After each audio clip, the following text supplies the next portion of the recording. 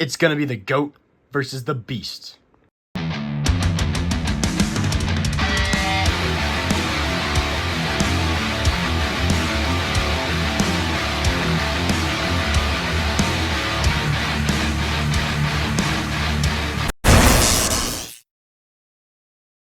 What's up, JW here. Today we have my predictions for WWE 2025 for the first time ever for WWE, because this was a pay-per-view before in ECW. It is Wrestlepalooza. It's the first ever WWE pay-per-view on ESPN for the United States. Obviously, if you're not in the United States, it's still on Netflix.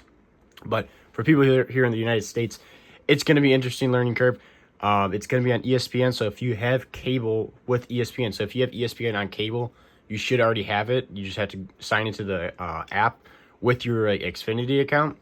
If you don't have it, then you have to pay $30, which is $30 a month for the whole entire app. Which you get a lot of stuff out. You get wrestling, you get football, you get all the sports and everything. So if you're a sports fan, I'm assuming you probably already have this. And if you're a sports fan, you probably already have cable for ESPN, so you should be fine. For the people that don't have any of that stuff, it is pretty pricey, but overall, if you add it up, it's really not that bad, because you get so much stuff. If you're just a wrestling fan, though, it's pretty expensive. But if you're any kind of sports fan, it's not bad, because you get wrestling and all the sports stuff. But if you're just a wrestling fan, it does suck. Hopefully you have cable, because otherwise it's going to be expensive to watch wrestling now. But enough with the prices and everything. Let's get into my predictions. So these are my predictions for all the matches so far. All the matches are confirmed so far. There's 5 matches confirmed so far. Usually the pay-per-views are recently been 5 to 6. So I wouldn't be surprised if something's added on SmackDown. If something is added, I'll add it in the description or the comments below my prediction on it. Because this is getting filmed on Wednesday. Obviously, it's posted on Thursday. So if anything's added on SmackDown, I'll let you guys know in the description or the comments below.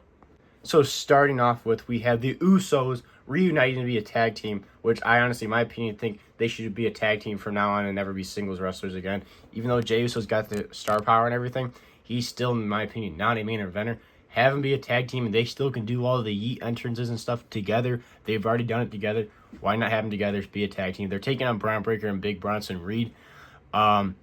Honestly, I feel like this is a must-win for the Usos. The Braun Breaker and Bronson Reed are always beating LA Knight, Jey Uso, and Jimmy Uso in individual matches on Monday Night Raw. It's always the same thing. I feel like this is a must-win for them.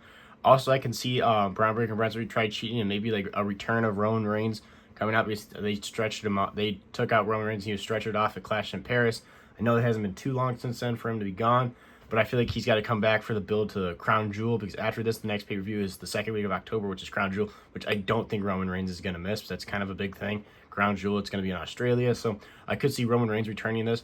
But overall, I think the Usos must win. This is their first tag team match back together in a long time, at least on the pay-per-view. They did tag together. They tagged together on a Monday Night Raw a couple months back, but that was a quick one-time thing. This is their first time like big tag match since being back together, since they broke up. So I feel like this is a must-win. The Usos picked up the victory. Finally, I feel bad for Stephanie McGuire, because she was the #1 contender going into Clash in Paris for the Women's World Title, and obviously Naomi announced she was pregnant, so she vacated the title. They were still supposed to have that match or something. I feel like they were gonna have who she's facing, Io Sky, face her, but then they pushed it to the contract signing until Monday Night Raw, which got canceled. So now we've had no build to this. We're just having Io Sky versus Stephanie McGuire for the vacated Women's World Heavyweight Championship. I think Stephanie McGuire picks up the victory. I don't think they would have made her win that Battle Royal back at Evolution in July to lose this match, to have Io Sky win, because I feel like Stephanie McGuire picks up the victory, and then Io Sky moves on to go face Asuka, because they kind of, Asuka, Kairi Sane, and Io Sky have been beefing and everything, and Asuka's really been controlling Kairi Sane, so I feel like it ends up being a Io Sky Asuka match down the road, and we have Stephanie McGuire as our Women's World Champion. Honestly, I felt like this whole build-up is very lackluster. They've kind of like just forgotten about this title ever since Naomi vacated it, so I feel like there's been no build, no hype or anything. I honestly forgot about this match. It was on the card until like last second. I looked up the card before making this video. I'm like, oh, this match is still on the card. But my prediction is Stephanie McGuire picks up the victory. Sorry to interrupt this video, but 7% of you are only subscribed. 92% of you aren't subscribed. It'd be much appreciated if you could hit the subscribe button and hit the bell so you never miss any of my videos. So now let's get back to the video. Then we have for the WWE Championship, it is Cody Rhodes defending his WWE Championship against Drew McIntyre. This has been building up since after SummerSlam. It was the Friday Night SmackDown after SummerSlam when John Cena and Cody Rhodes tagged up against Drew McIntyre and Logan Paul, and then Drew McIntyre snapped mid-match and just beat the holy hell out of Cody Rhodes, putting him through the announce table and everything. And then we didn't see Cody Rhodes until last SmackDown. He returned because Drew McIntyre's been talking about how Cody Rhodes hasn't been around. Cody's been gone for over a month because he has been filming the Street Fighter movie. So he comes back, takes out Drew McIntyre, accepts his challenge at WrestlePalooza to be the WWE Championship match. Drew McIntyre's been beefing with Randy Orton. I could see Randy Orton somehow getting involved with this. I think this is a win for Cody Rhodes, and maybe this sets up for another match between the two of them. In the long run, I think this is going to end out setting up Randy Orton turning heel on Cody Rhodes, and Cody Rhodes and Randy Orton fighting for the WWE Championship. I personally think it should be at WrestleMania. I got a feeling that it's going to happen at the Royal Rumble, because how fast they're moving pace with this, because Drew McIntyre is trying to convince Randy Orton that Cody Rhodes is not a good friend. He's not even a friend. All he cares about is himself. But my prediction is Cody Rhodes picks up the victory in this match, either if Randy Orton helps him win or what. I could see this having a rematch. But overall, the long-term storyline, I think it's going to lead to Randy Orton versus Cody Rhodes for the WWE Championship. That's a match that needed to happen in his first title reign. It didn't happen, so I think it's a must. Before Randy Orton retires, honestly, in my opinion, Cody Rhodes should retire Randy Orton when he decides that the time has come for him to retire. It's the perfect person, but I feel like they need a big-time feud, major feud, like a WrestleMania build feud for their championship, for the WWE Championship, in between the two of them. I know that's really not about Drew McIntyre, but I feel like that Drew McIntyre is literally just a pillar to set this up, because he's getting in Randy Orton's head, like messing with him, and he's going to turn him heel. But my prediction is Cody Rhodes picks up the victory.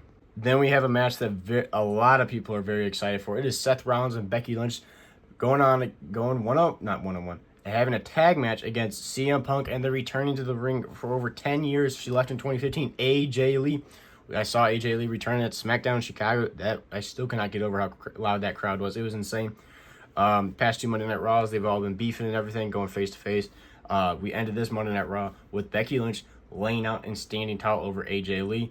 If you know wrestling, usually that means the other people are going to go over, and I think it's going to happen. There's no way AJ Lee returns from being gone for 10 years to lose, even though it's not like they're not big stars. Seth Rollins and Becky Lynch are some of the greatest wrestlers of this modern era.